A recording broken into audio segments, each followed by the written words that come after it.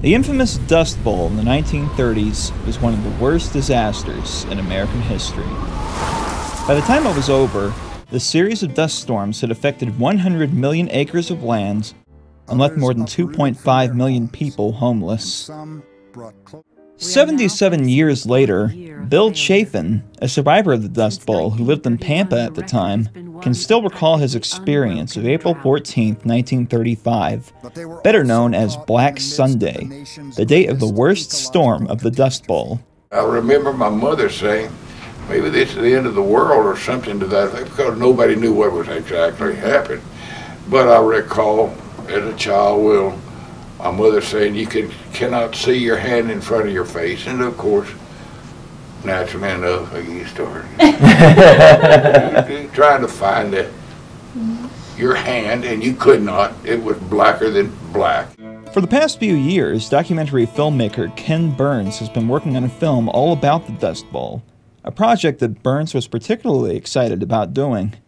This is first and foremost a great story, and once you dig a little bit deeper in the dust, you understand that the heroic people that populate our film were amazing human beings, and the stories they have to tell haven't been told, that the understandings we have of that cataclysmic time aren't fully understood, that human lives were transformed in such fundamental and elemental ways, not just by the forces of nature, but by the forces of human nature, that we're drawn inexorably to a story as good as this.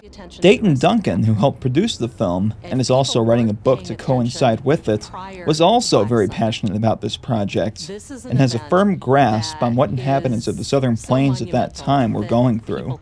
In the 1930s, there was a profound fear, and it wasn't entirely unfounded, that the Southern Plains would become the Sahara Desert of the central part of the United States, and that in fact it might even spread eastward. Fortunately, that didn't happen, and many of the people still alive today who witnessed the Dust Bowl appear in the film with their accounts of the story, ensuring that it will continue to be remembered into the next generation and beyond. The 4-hour documentary will air in 2 parts this November on PBS. This is Trey Holtz for The Ranger Online.